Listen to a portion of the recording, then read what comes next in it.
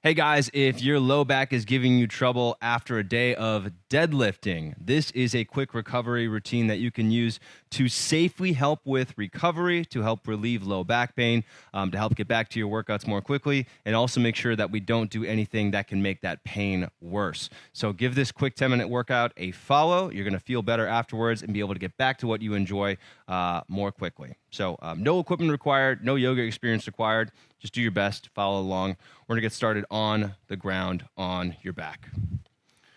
So first exercise we're going to do here, we actually want to get your abs working again. If your low back was overused, what probably happened is you weren't using your abs enough, and getting your abs working again will help with your low back. So we're going to start with your knees over your hips, just like you see me doing here. And we're just going to go one leg forward, keep the other knee in toward your shoulder, and then switch legs. If you want to make this easier, you can lay down on your back, let your head, your shoulders, your neck relax, and just doing one leg at a time here, going back and forth. And again, just getting some activity in your abdominal area. We're also actively stretching your low back a little bit here. If you have low back pain, that area is probably tense, but you don't want to do a passive stretch there. So you don't want to just bend forward and reach down and touch your toes, because that can make it worse. So we're doing this as a way to get your abs active, to release strain on the low back, and also to help with slowly relieving stiffness or tightness in that low back area. So do this for another 10 seconds, just kind of at your own pace. You do want to get these muscles working a little bit. That is going to help with recovery. So if you're feeling like, oh, there's a bit more muscle burn here, that's okay. Your abs can take it. All right. And then go ahead and plant your feet in front of your hips. Keep your low back relatively stable here. We don't want your back twisting. And then you're going to have your knees come over to the right. Keep your feet on the ground, though. Keep your feet all the way on the ground. So you're only going to bring your legs over about 6 inches or a foot, and then bring your legs over toward the left. Keep your right foot on the ground. And then you're just going to move back and forth like that. So we're not actually going into a full twist here. We're just trying to loosen up the low back a little bit. If you want to keep your abs somewhat tight as you're doing this, that's going to help to protect your low back. We do want to avoid any sort of excessive flexion to your spine, so you don't want to do a big side bend. You also don't want to do a big forward fold or a bend, because that can make it worse. So we're focusing on stability in this workout, and not on mobility, not on getting a big stretch, because that's just going to make your low back pain worse if you do have low back pain. So, and this does come from experience. I do deadlift multiple times per week, different variations, and when I overdo it, which happens because, you know, we all overdo it sometimes, I come back to these movements. So these are the same movements that I use myself that I'm recommending here. All right, after we've done that for a bit, we're going to go up into a bridge. So plant your feet, squeeze your butt, lift your hips off the floor. And if this hurts your low back for any reason, come down and just focus on squeezing your glutes in this position, but it shouldn't hurt. And then, again, coming up into a bridge, focusing on that glute engagement. Glute engagement is actually really good for helping with low back pain. Those big muscles that are right next to your low back, if we get those muscles working, that does relieve strain in the low back. And here I want you to push down through your feet, squeeze your thighs, really squeeze your butt muscles here, squeeze your glutes. Pretend like you're squeezing a penny between your butt cheeks. And then you can also do one leg at a time here. This is kind of like a march. So you're doing a slow march from this position, lifting one foot up and then bringing the other foot up. And if that causes excessive, if that makes things worse in your back, you can just keep both feet planted. But just an optional variation here. And that's just going to help you get better glute engagement moving from one foot to the other. Let's go ahead and stay with both feet on the ground for 2 more breaths here. Make sure you're tightening your abs to protect your low back. You can come up a little bit higher as long as that feels okay. Keep the shoulders relaxed. Keep your breathing relaxed. We want to make sure the breathing is slow and controlled.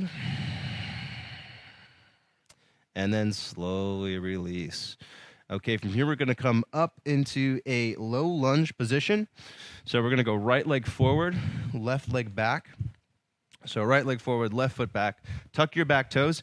You don't need blocks, but I have blocks and I like to use them. So you can put blocks on either side of your front foot. Rest your hands on those blocks. Think about pulling your chest forward and up, just getting a nice stretch through the front of your left hip for your hip flexors.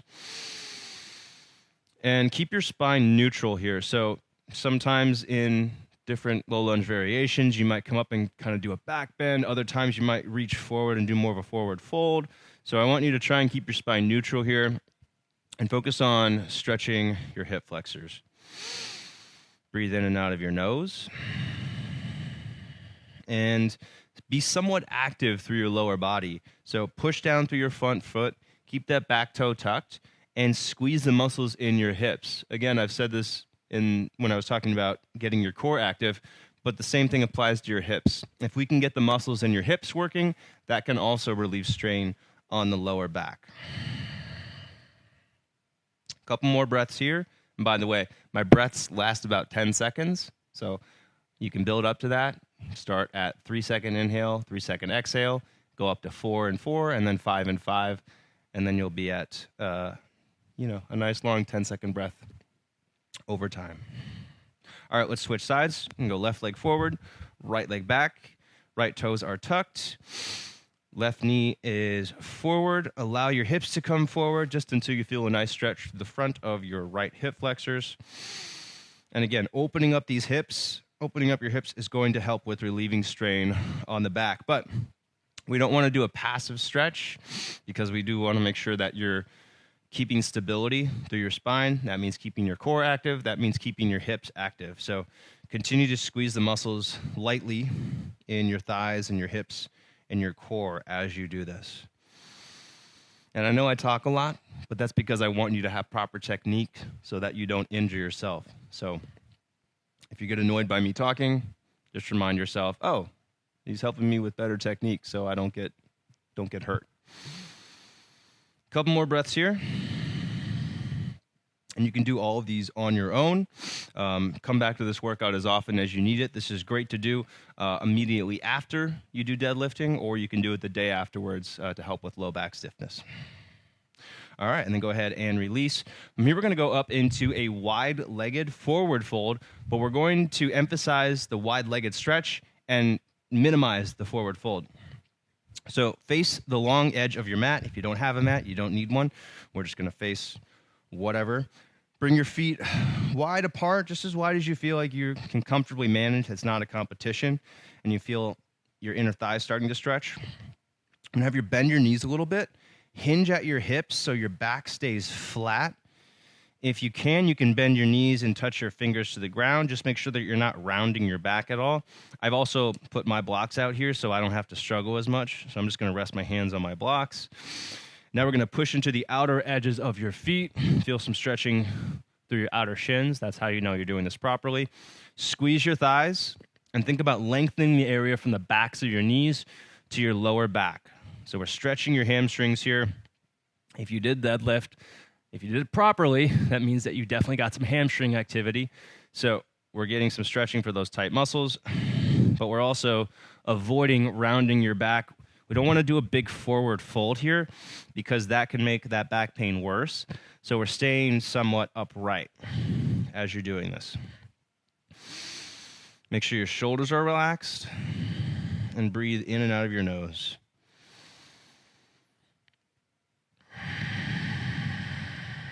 And do 3 more breaths here. If it feels okay, maybe you can progress that forward fold a little bit more, but make sure you're staying active through your core and your hips. So you're squeezing those muscles in the thighs, squeezing your muscles in your abs, just like you would for a plank. And hopefully just getting your body more comfortable with that forward fold position. 1 more breath.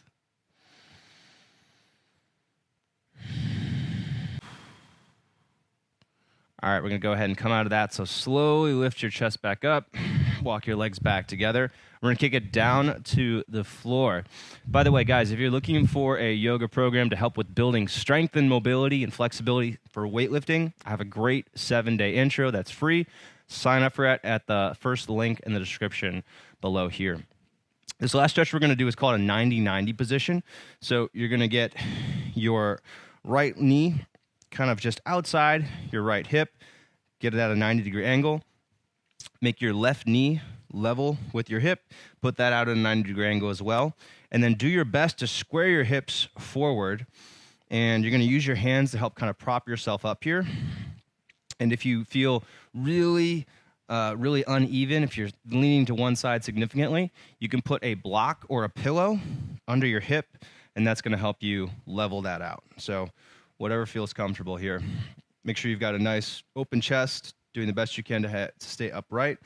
And you're going to work on building, kind of building awareness through your hips here. So you want to be able to squeeze your hips and squeeze your core. It shouldn't feel totally passive. And if you can't do that yet, it takes time to have this mobility. It takes time to develop that awareness. So we're just going to work on it as we sit here and breathe. And we'll do 2 more breaths here.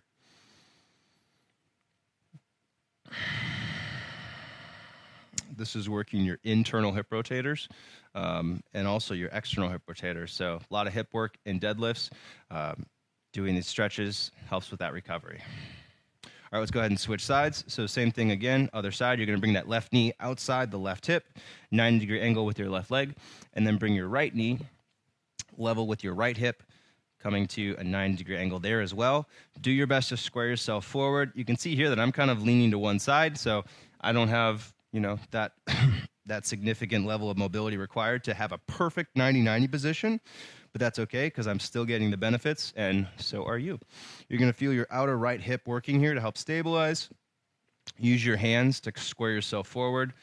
Get as upright as you can with your posture. Breathe in and out of your nose. And as you exhale, work on allowing your hips to stretch out a little bit more, to relaxing.